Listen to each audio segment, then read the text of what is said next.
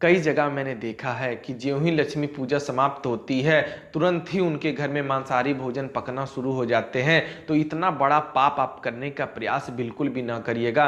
नहीं तो एक बार जब माता लक्ष्मी रुष्ट होकर चली जाएंगी ना, तो आपके जीवन में सिर्फ बर्बादी और कंगाली के अलावा कुछ भी नहीं रह जाएगा। इस बात का विशेष ध्यान रखिएगा। मांसाहारी भोजन से आप बिल्कुल बचे, शुद्ध सात्विक भोजन ही करें। मैं आप सभी को अब माता लक्ष्मी को प्रसन्न करने के लिए कुछ विशेष भोग और कुछ विशेष फूल के बारे में मैं आप सभी को बताने वाला हूं। माता लक्ष्मी भक्त के भाव की भूखी रहती है। उनकी विश्वास, उनकी श्रद्धा, उनका प्रेम उनके लिए जरूरी होता है, ना ये सारी विषय वस्तु, चाहे फूल कह लें चाहे भोग कह लें। आप सभी को मेरी तरफ से जय माता दी। दिवाली के दिन माता लक्ष्मी का पूजन का तैयारी पूरी जोर शोर से पूरे भारतवर्ष में चल रहा है। आपने भी कई सारी तैयारियां की होंगी ताकि माता लक्ष्मी प्रसन्न होकर आपके घर में धन संपत्ति वैभव आशीर्वाद प्रदान करके ही जाएं। लेकिन आप सभी को मैं बता दूं कि माता लक्ष्मी के पूजन के दौरान आपको कुछ बातों का विशेष ध्यान रखना चाहिए, जिसमें सबसे प्रथम बात मैं आप सभी को बताने वाला हूं। माता लक्ष्मी की पूजा के दौरान आपको प्रभु गणेश के साथ साथ आपको देवी सरस्वती, प्रभु कुबेर और साथ ही भगवान विष्णु का भी ध्यान आरती अवश्य ही करनी चाहिए, क्योंकि देवी भागवत पुराण में साफ साफ लिखित है कि जहां भगवान विष्णु रहते हैं वहीं माता लक्ष्मी रहती हैं। तो इसी के लिए आप जो है माता लक्ष्मी की आराधना के बाद भगवान विष्णु का ध्यान करके, उनके मंत्रों का उच्चारण करके, उनका कुछ पाठ करके उनकी भी विधिवत तरीके से आरती अवश्य करिएगा। क्योंकि जितना ही प्रेम माता लक्ष्मी अपने पुत्र गणेश से करती हैं, उससे कहीं ज़्यादा प्रेम माता लक्ष्मी अपने पति यानी भगवान विष्णु जी से करती है। तो इसी के लिए आप भगवान विष्णु का ध्यान करना बिल्कुल भी ना भूलें। लोग क्या कहते हैं इस बात को आप ना देखें। जो बातें देवी भागवत पुराण में लिखित है मैं वही आप सभी को बता रहा हूं। अगर आप सभी को अभी भी ना विश्वास हो रहा हो तो मैं लिखित बातें आप सभी को सुना दे रहा हूं, ध्यानपूर्वक सुन लीजिए। शास्त्रों के अनुसार महालक्ष्मी भगवान विष्णु का साथ कभी नहीं छोड़ती।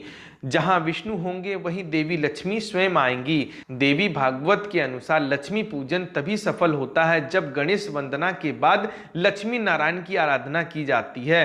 तो ऐसे में इस दिन लक्ष्मी पूजन के दौरान लक्ष्मी नारायण की आराधना आपको अवश्य ही करनी चाहिए। मैंने आप सभी को अब लिखित बातें भी सुना दी हैं, अब तो आपको विश्वास हो ही गया होगा। और कुछ बातें मैं आप सभी को बता दूं कि लक्ष्मी पूजन के समय पूरे घर के सदस्यों को भूलकर भी काले रंग के कपड़े का प्रयोग नहीं करना चाहिए। जी हां, आप सभी घर भर को बिल्कुल भी काले रंग का प्रयोग नहीं करना चाहिए, ना ही पूजा के दौरान चीज़ों में और ना ही आप जो पहन रहे हैं वो। तो इस बात का विशेष ध्यान रखिएगा। और साथ ही लक्ष्मी पूजन के दौरान आप घर में मांसाहारी भोजन तो कदापि ना बनाइएगा। कई जगह मैंने देखा है कि ज्यों ही लक्ष्मी पूजा समाप्त होती है तुरंत ही उनके घर में मांसाहारी भोजन पकना शुरू हो जाते हैं। तो इतना बड़ा पाप आप करने का प्रयास बिल्कुल भी ना करिएगा। नहीं तो एक बार जब माता लक्ष्मी रुष्ट होकर चली जाएंगी ना, तो आपके जीवन में सिर्फ बर्बादी और कंगाली के अलावा कुछ भी नहीं रह जाएगा। इस बात का विशेष ध्यान रखिएगा।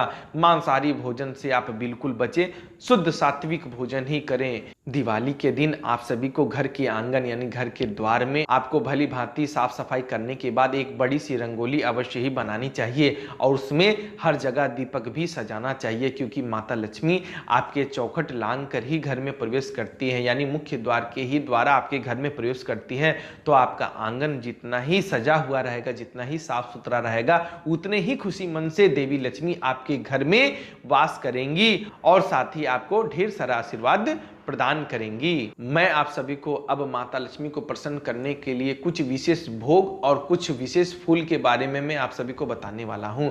माता लक्ष्मी को जो सबसे प्रिय भोग है उसमें से जो प्रथम स्थान पे आता है वह है खीर। जी हाँ, माता लक्ष्मी को खीर का भोग अति प्रिय है। लेकिन ये बात का आप ध्यान रखें कि खीर जो है वो गाय का दूध का ही बना होना चाहिए और उसमें देसी घी का ही प्रयोग होना चाहिए। इस बात का विशेष ध्यान रखिएगा। उसके बाद माता लक्ष्मी को हलवा भी अति प्रिय है, तो हलवा भी आप जो है गाय के दूध और देसी गाय का घी का ही प्रयोग करना है। साथ ही माता लक्ष्मी को बतासा भी अति प्रिय है, मिश्री भी अति प्रिय है और मखाना भी अति प्रिय है। इस बात का विशेष ध्यान रखिएगा।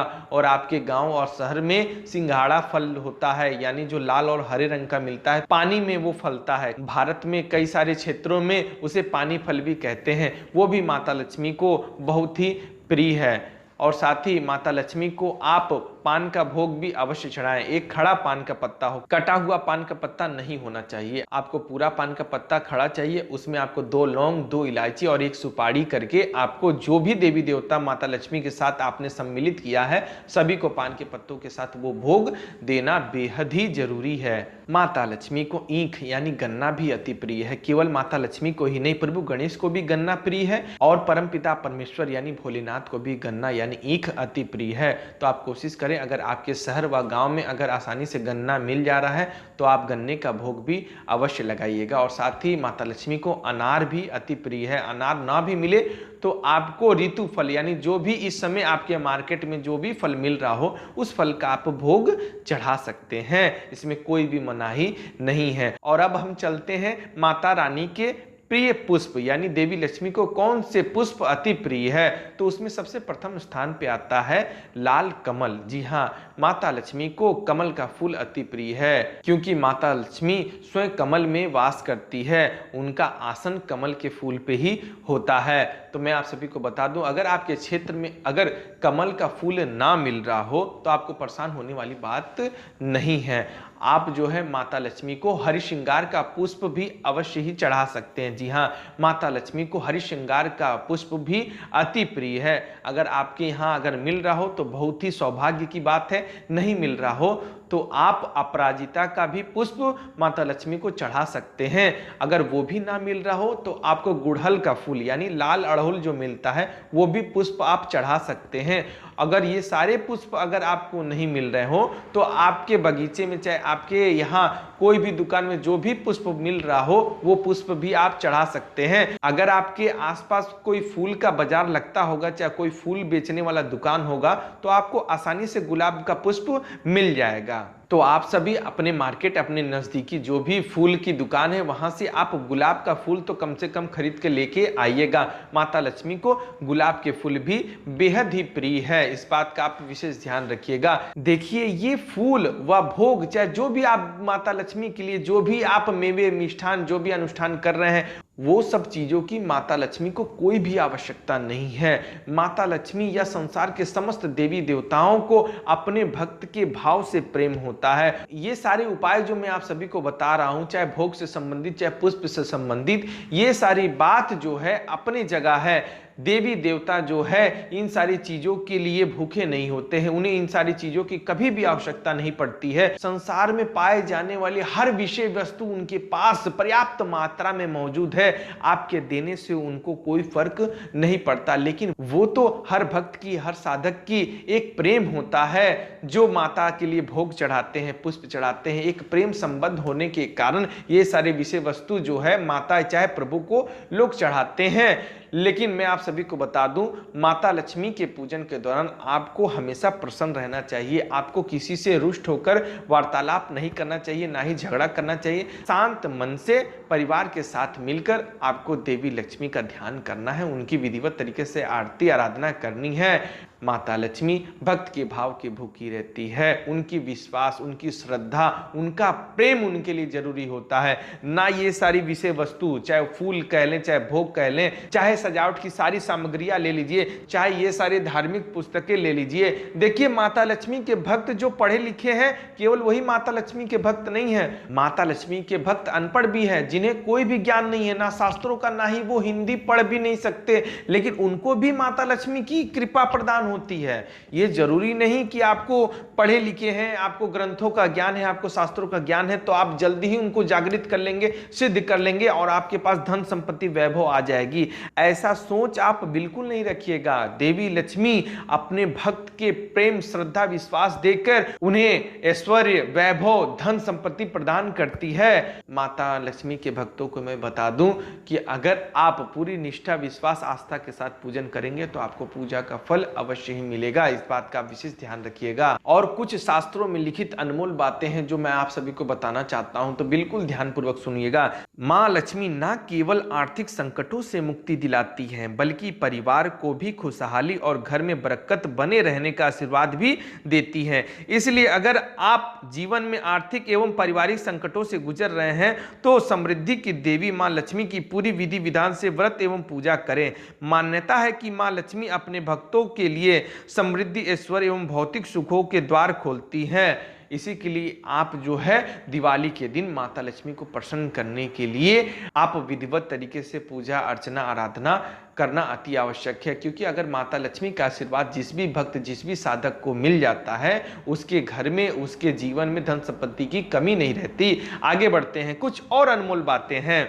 देवी देवताओं को प्रसन्न करना इतना आसान नहीं होता। व्रत अथवा पूजा में जरा से भी लापरवाही से अथवा त्रुटि से बहुत ही जल्द वो रुष्ट हो जाते हैं, तब बनते काम भी बिगड़ जाते हैं। जी हाँ, चाहे वो माता लक्ष्मी हो चाहे अन्य कोई भी देवी देवता हो, उन्हें इतनी जल्दी प्रसन्न करना कोई मामूली बात नहीं होती। वो तो आपका प्रेम है, आपका विश्वास है, आपकी श्रद्धा है, जो कि वो प्रेम वश आपसे वशीभूत होकर आपको ढेर सारा आशीर्वाद प्रदान कर देते हैं। लेकिन जो तांत्रिक जो साधक अगर उन्हें सिद्ध करने के लिए अगर कोई अनुष्ठान कर रहे हैं, किसी चीज का साधना कर रहे हैं, तो उनके लिए बहुत ही कड़ी तपस्या के बराबर होता है। इस बात का विशेष ध्यान रखिएगा। माता लक्ष्मी चाहे अन्य देवी देवताओं को कभी कभी थोड़ी सी लापरवाही की वजह से आपको बनते हुए काम बिगड़ते हुए दिखाई देने लगते हैं। इसी के लिए आप जो है ध्यान पूर्वक ही पूजा अर्चना करें। माता लक्ष्मी का व्रत पूजा अनुष्ठान पूरे विधि विधान से करना चाहिए। अगर आप माता लक्ष्मी की पूजा एवं व्रत कर रहे हैं तो आपको व्रत के सारे नियम तथा माता लक्ष्मी की पूजा विधान के साथ साथ मंत्रों की जानकारी एवं उसका सही उच्चारण भी आना चाहिए।